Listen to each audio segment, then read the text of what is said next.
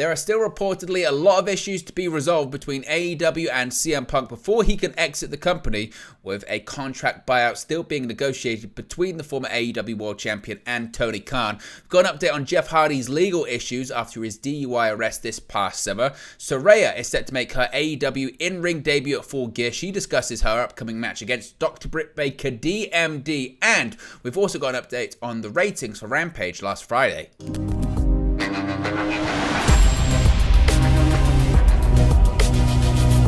Hey guys, welcome back to Wrestling News 365. Hope everyone is doing very well. As always, there are plenty of news stories to get into in the world of All Elite Wrestling, especially 24 hours away from another edition of Dynamite on TBS. Of course, it's the Go Home edition tomorrow night on TBS before Full Gear this coming Saturday. And still, we're talking about the fallout from Brawlout. CM Punk is still under contract to AEW. He is still, at this present moment, an AEW talent. He is still working, I guess, for Tony Khan's promotion, even though he is still suspended. And CM Punk continues to be one of the most talked about names in All Elite Wrestling, which is quite an achievement given his absence from their product.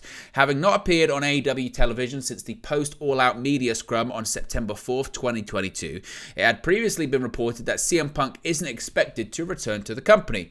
It had been previously reported that AEW was in talks with Punk to buy out the remainder of his AEW contract, with the hold-up being over the non-compete period, suggesting that Punk would be open and does want to return to pro wrestling, namely AEW's competitor WWE. Naturally, with news that the relationship between Punk and AEW had been irretrievably damaged and again, damage beyond repair, certainly, talk has moved to the possibility, and we covered this earlier today, of a return to World Wrestling Entertainment. Dave Meltzer has weighed in on that possibility on the recent Wrestling Observer radio show, linking CM Punk to reports of Stone Cold Steve Austin returning to the ring, saying, quote, "If you're looking for the match that's going to shake up the business, the Punk match is the one. But I don't know that Punk will have a release from AEW. There's just a lot of issues there." Meltzer went on to add that there are some people within WWE who, quote, "absolutely do not want CM Punk in the company, but ultimately the decision will come down to Nick Khan, Stephanie McMahon, and Paul Triple H Levesque." With Punk having returned to the world of MMA, albeit in a commentary role, and other opportunities no doubt in the pipeline, it remains to be seen whether a return to wrestling is even on his list of priorities. Other names involved in the altercation at All Out, such as Ace Steel, he was fired, Kenny Omega and the Young Bucks, the two other parties involved, look set to return to AEW television at Full Gear this coming Saturday on November 19, with vignettes continuing to air to hint at their incoming or impending return to the company. This Punk situation, and I suppose like a lot of you, you're probably like me, quite tired of talking about it, particularly the Punk AEW side of things. The issue why it needs to continue to be spoken about is it's not resolved. There has clearly been this hold-up when it comes to Punk in All Elite Wrestling. There is clearly this sticking point, I would say, when it comes to his non-compete period.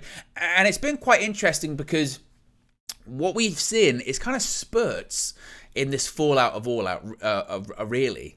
In that what we have seen is, the big incident happen, the suspensions, all of that fallout. Then we really heard nothing.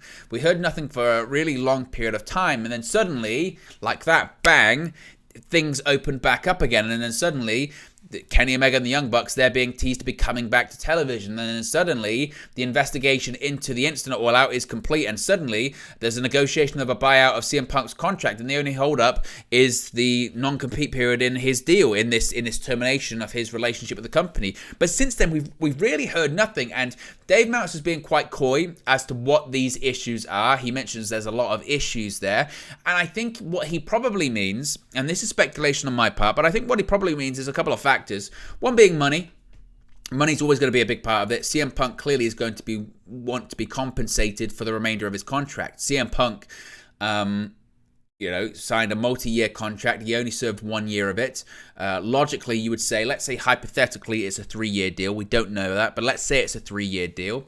If it's a 3-year deal, he's still got 2 years left of a lot of money on the table. Remember, Punk's, from what we understand, is the highest paid guy in AEW, and he continues to this day to be the highest paid guy in AEW. With all of the people that were suspended by All Elite Wrestling, they were still being paid during that period of time in which they were suspended. It wasn't being suspended without pay, it was being suspended with pay. So AEW till this day is still paying CM Punk, which again is why it's their prerogative to get him off the books as quick as possible. When it comes to Punk's perspective, he knows he's hurt. Physically, he can't do anything in terms of wrestling for 9 months anyway. So it's his prerogative to get a payout from his contract. And a lot of people have said if he gets the appropriate payout that he's owed and deserved from AEW, he might have to never wrestle again. So because of that, certainly, it could be a situation whereby, again, CM Punk doesn't have to do anything and he has to sit tight. It depends. Ultimately, all of this depends to what CM Punk actually wants to do. What does CM Punk want to do? Does he want to wrestle again? Logically, you would say, given the holdup is this big non-compete clause, given the holdup is this, you know, I don't want a non-compete clause, or I want there to be a short one, possibly the remainder of his injury, something like that. That would indicate that maybe he does want to return to pro wrestling, namely WWE. I don't see any other company that he would work for. No other company can realistically offer him the amount of money that he's looking for, and he was getting paid in AEW. So it's all still up in the air. I think there might be other aspects. I mean, Tony Khan hinted that CM Punk could technically be office. And if he's office, that might be a bit different too, because he hinted that he spoke to CM Punk a lot when it came to creative stuff. He kind of listed him in with Kenny Omega and the Young Bucks as in, you know, this might be someone that isn't just a wrestler. They might actually be an EVP or whatever role that they gave him. We might even be part of the company. I don't know. And then again, if that's the case, how does that get managed too? So there's lots of different aspects of this that are quite complicated and convoluted. And frankly, it's still going to be a while, I think, until we see any resolution from it. Jeff Hardy, we've got an update on Jeff Hardy, of course. He still has his legal issues stemming from this past summer. And we have the latest update on Jeff Hardy's legal situation relating to his arrest for DUI back on June 13, 2022. Hardy was arrested at 9:55 a.m. on that date for DUI, his third offence in 10 years, driving with a cancelled/suspended/revoked license and violating restrictions placed on a license. Hardy filed a written not guilty plea on June 28. This is quite common, even though clearly Hardy, you know, it's clearly that Hardy was under the influence. This is usually done to buy themselves more time and possibly to negotiate a plea deal. As per PW Insider, Hardy has a pre-trial hearing this coming Friday, November 18, for which he is required to appear in court. The hearing has been pushed back via Hardy's attorneys twice. It was originally scheduled for July, then for October. Of course, now we're in the middle of November. On the first occasion, his attorneys waived his right to a speedy trial and requested for the hearing to be pushed back 60 days. Then, before the scheduled hearing in October, Hardy's attorneys filed a last-minute motion saying the attorneys had, quote, recently provided extensive mitigation materials to the counsel for the state, adding the parties require additional time to negotiate a potential pre-trial resolution. This would imply that the two sides are working on an agreement that would prevent a trial. Hardy was suspended by All Elite Wrestling following his arrest and has yet to return as the situation is still ongoing.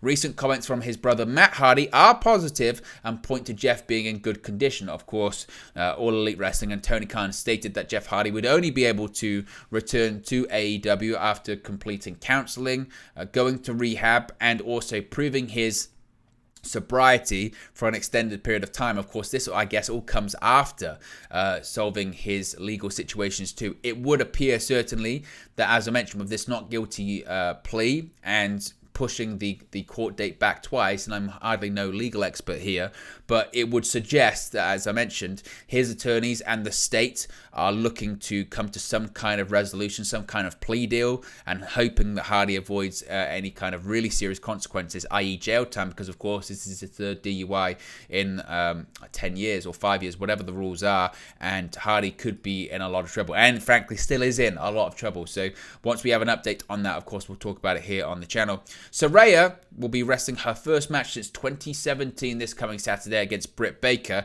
and having not wrestled since December of 2017, Saraya makes her in-ring return at Full Gear facing Britt Baker. the first NXT Women's Champion and two-time WWE Divas Champion, had a much respected career in WWE, with many hopeful for an in-ring return following her early retirement due to injury in April of 2018.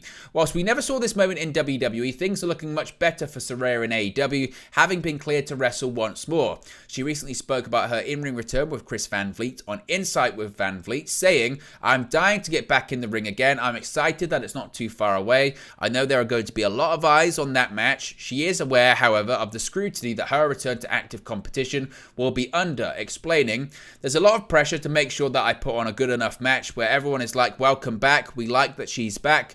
There's going to be a lot of nervous people watching me too, because I feel that there are a lot of people that aren't haters that are worried about me." She also is very much prepared from negativity for her match that will no doubt garner, no matter the quality, saying, "Then you have all the haters on top of that just want to see me fail or hurt, or they're going to be watching too." There's no doubt that Saraya's first match in almost 5 years is going to be heavily examined, and she's ready for this. It's going to be a big deal. I'm going to be under the microscope that day. Everything I'm going to be doing is going to be scrutinized. She has a plan to deal with the reaction to the match, though, commenting, "I'm fully expecting at this point after the match. I'm not looking to look at my social media or have it on my phone. I'm already too much in my head to the point where I just want it to be good, and I have to focus on making sure that I keep myself safe and make sure Britt is safe, and the pressure of having a match is wild to me." Now, there's clearly a lot at stake in this match, and that's beyond the outcome of the contest itself. But with Saraya signed to a 3-year contract, it's obvious that Tony Khan has high hopes for her future within All Elite Wrestling. This is the thing that people don't realize when it comes to these kind of situations. Saraya, when she wrestles Britt Baker on Saturday, that will not be the first bump she's taken.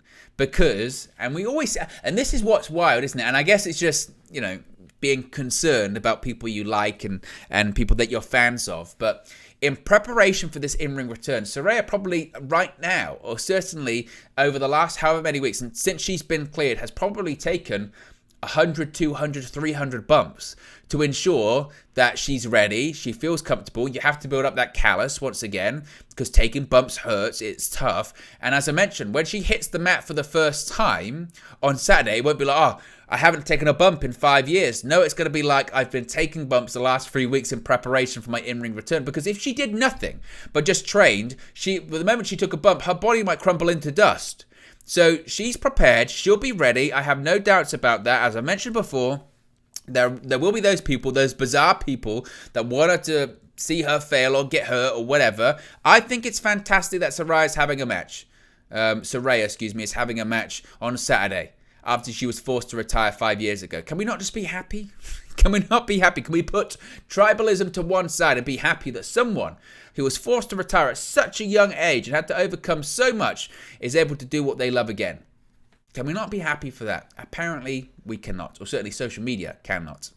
Finally, we have the ratings for Rampage, and the viewership and demographic figures for the latest edition of AEW Rampage on November 11th have been revealed. As per Brandon Thurston of WrestleNomics, Rampage drew a viewership of 456,000 viewers with a rating of 0.11 in the 18 to 49 demographic.